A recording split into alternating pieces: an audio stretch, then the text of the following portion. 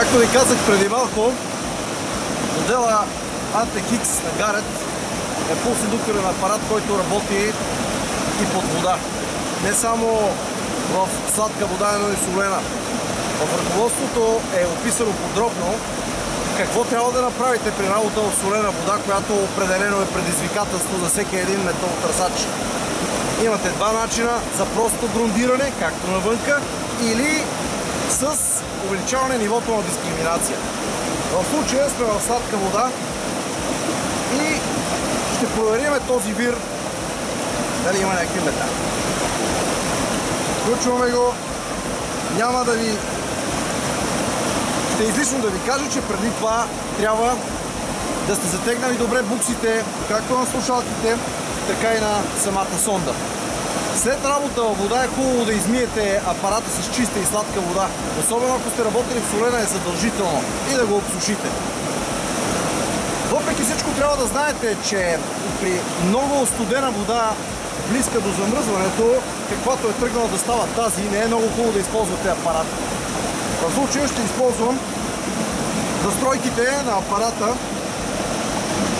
Статичен режим на работа заради течението. По-бавно ще мога да движа двойно D сондата. И с Iron Check ще проверяваме дали това е черен сигнал или цветен.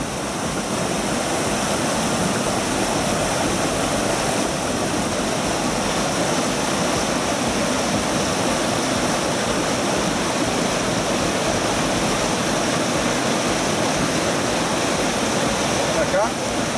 Хубаво е да се сложи слушалките все пак.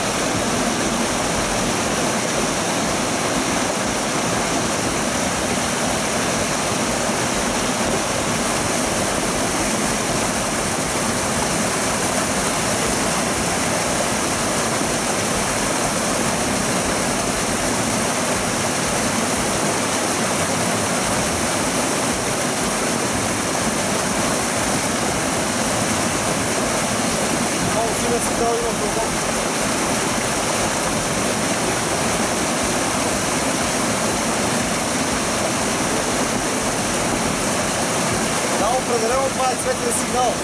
Доста дълбоко в ледената вода, за да го извадя за това на пролет. Ще ви кажа какво е било. Успех!